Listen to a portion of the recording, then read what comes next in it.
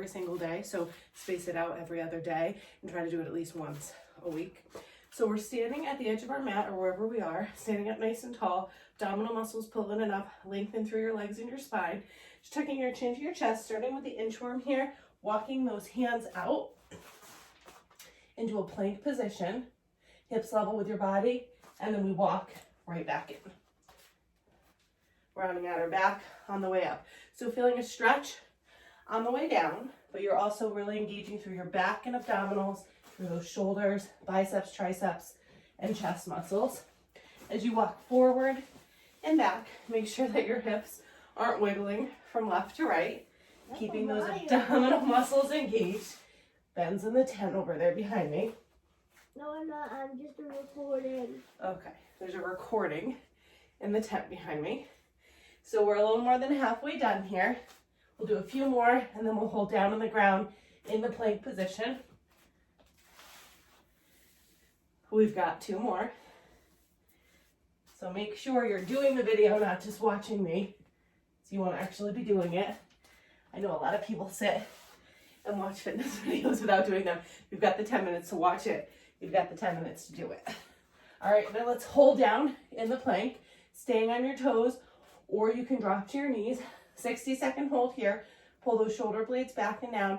Our chin is away from our chest. You can lengthen one leg if you're not comfortable having them both lengthen. Bless you, recording. Or you can lengthen both legs. Again, shoulder blades, bless you. Pull back and down. Chin is away from our chest. Pulling those abdominal muscles in and up. So really lengthening your spine, engaging through your center. We're a little more than halfway done. Breathing in through our nose and out through our mouth. Controlled breathing. Deep inhales, deep exhales. Almost there. 10 seconds to go. Remember, you can always lower down to your knees. Just make sure that you're pulling those shoulder blades back and down. Chin is away from our chest. We've got 5, 4, 3, 2, and 1. Lower down. Press back into a child's pose. Give yourself a little stretch before we come forward for push-ups. Your push-ups can be done on your knees or your toes. So bring yourself forward, same plank position.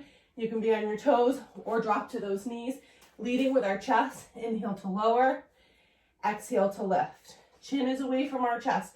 So we want to make sure that we're not leading with so this is what not to do. You're not leading with your forehead, leading with that chest, keeping your spine lengthened. Keep those shoulder blades pulled back and down. We want the biggest distance possible from shoulder to shoulder. So that means we don't want them rolling in towards each other. Making sure that as we lower, our hips don't come up, so we're not doing this. We want to make sure we lower just that chest. Now lower down halfway and hold for the last 15 seconds. Shoulder blades down, chins away from your chest, abdominal muscles pull in and up on your knees or your toes. We've got 5, 4, 3, 2, and 1. Lower down. Staying on our stomach now. Arms come overhead. Pull those shoulder blades down your back. Belly button pulls in and up. You're going to bring one leg, opposite arm away from the mat. Lower it down. Other side. Lift and lower. In through your nose, out through your mouth. Making sure we're not twisting through our torso as we lift that arm and leg. So keeping our spine lengthened. One more time slowly on each side. And then lift everything up. Add that flutter, but stay lifted. Shoulder blades pull down our back, lengthening our spine. Lift that chest a little higher for 5, 4, 3, 2, and 1. Lower down. Quick child's pose. Push those hips back, relaxing through your neck. And then pull forward onto our hands and our knees. Now engaging through our glutes and hamstrings. So we'll bring one leg straight behind us. Just going to lift and lower that leg. You can be on your palms, or if it's more comfortable, you can be on your knuckles here, pulling those shoulder blades back and down, opening through your chest, looking where your hands are. So if you can see your knees, lift that chin up a little bit. 2 more like this. And then lift, keep that leg lifted, bend, and extend. Bend at the knee, extend it out. Belly button to spine. Shoulder blades back and down. Making sure we're not arching our back. So we're lengthened from the crown of our head all the way down to our tailbone. We're going to do 1.5 minutes on each leg. So we're a little bit more than halfway down on this side. 2 more like this. And then bend, add a little pulse. As you lift that leg, we're not changing the curve of our spine. So you're keeping that spine lengthened, hinge just at the hip joint. Pull those shoulder blades back and down.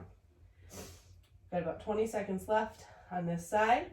So you should be feeling the top back of your leg working. Again, these are the muscles that we use to climb up a hill when we're running or hiking. 5, 4, 3, 2, and 1. Lower down. Push your weight over to the side. And then we do the same thing on the other side. So lift and lower that leg. Shoulder blades back and down, pulling in and up through our center, lengthening our leg without changing anything with our spine. Open through that chest. Shoulder blades pull back and down. 2 more like this. And then lift and hold. It's just a bend and extend. Bend and extend. Squeezing through your glutes and your hamstrings. Feeling that length in your leg every time you extend out. Again, open through our chest. Engage through your center so we're not arching our back in either direction. 2 more. And then keep that 90-degree angle. Little lifts up and down. So really feeling your glutes and hamstrings, the top back part of your leg doing the work. Still focus on that breath. In through our nose and out through our mouth. 5, 4, 3, 2, and 1. Lower down. Push your weight back into a child's pose, and you can let your hips wiggle from left to right. And then we'll make our way to standing. So as you bring yourself to a standing position, first move here is a balancing move. So back and abdominals are working, glutes and hamstrings are working. You pick which leg you're starting with. Balance on that leg, hinge yourself forward, lengthening our spine, lengthening that leg. Your arms can either be by your side or overhead, and we're just gonna hold, pulling those shoulder blades down your back. If you'd like to, you can add a little pulse with the lifted leg. Again, back and abdominals are working quite a bit to keep that length through your spine, pulling everything in and up, shoulder blades back and down. That little pulse with the lifted leg is optional. You can also adjust your range of motion so you don't have to be quite as lowered down. So just pick what works for you. We've got 5, 4, 3, 2, and slowly lift up. So that was glutes and hamstrings as well. Other side now. Hinge forward. Arms can be by your side or overhead. Pull those shoulder blades back and down. Add that pulse if you'd like. Just make sure you're breathing in through your nose, out through your mouth. Shoulder blades back and down. Focus on that breath and your length. 5, 4, 3, 2, and 1. Lifting back up. Little circles loosen up through your upper body a little bit. We've got calf raises now. Toes out, heels in. We're just gonna lift and lower. Sorry, my head is not fully in this frame, but that's okay. So calves are huge for running. Not huge calves, but calves are an important muscle group for running. If you need a little more stability, you can widen your feet a little bit. 3, 2, and then lift and hold. Again, shoulder blades back and down, abdominal muscles in and up, and just make sure you are breathing. Lift a little higher, and then lower it down. Now our feet come parallel. Same thing here, lift and lower. Lift it up, control it down. In through our nose, out through our mouth.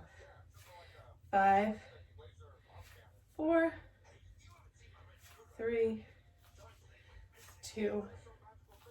Last one, lift and hold. Find that balance point. Deep inhale, and then exhale to lower.